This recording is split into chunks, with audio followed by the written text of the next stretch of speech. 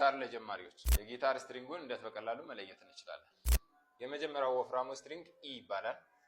ኢ ከዛ ኤ ዲ ጂ ቢ ኢ ኢ ኤ ዲ ጂ ቢ ኢ እንለዋለን። ከዛ ወደ ጎን ደግሞ ስንሄድ ከኢ ተነስተን ኢ ብሎ ኤፍ ኤፍ ሻርፕ ጂ ጂ ሻርፕ ኤ ኤ ሻርፕ ቢ ሲ ሲ ሻርፕ ዲ ዲ ሻርፕ እንደገና ኢ ይመጣል ማለት ነው። ስለዚህ ከኤም ስንነሳ ከዚች መነሳት ነው።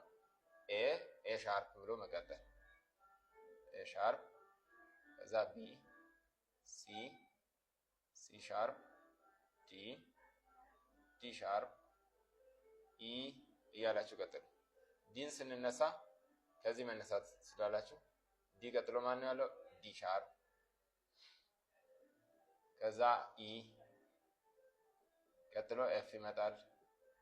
ኤፍ ሻርፕ ጂ ጂ ሻርፕ ኤ ከዛ መቀጠል ጂ አለ ከየት ታመጣላችሁ? ጂ እዚህ ጋር አለች። ከዛ ማን ትመጣለች? ጂ ሻርፕ ኤ ኤ ሻርፕ ቢ ሲ ሲ ሻርፕ ዲ ዲ ሻርፕ ያላችሁ መቀጠል ትችላላችሁ። ቢ ቢ ደግሞ እዚህ ጋር አለች። ከዚች መናት ሲ ሲ ሻርፕ ዲ ዲ ሻርፕ ኢ ኤፍ ኤፍ ሻርፕ መቀጠል ኢ ያው የላይኛው ነው የሚወጣው። ኢ ኤፍ ኤፍ ሻርፕ ጂ ጂ ሻርፕ ኤ ኤ ሻርፕ ቢ ሲ ሲ ሻርፕ ያላችሁ ትቀጥላላችሁ። እንደዚህ በማድረግ የጊታርን ስትሪንግ በቀላሉ መለየት ትችላላችሁ። አሁን እንደዚህ ስንጽፈው ኢ ማለት ይሄ ስትሪንግ ነው።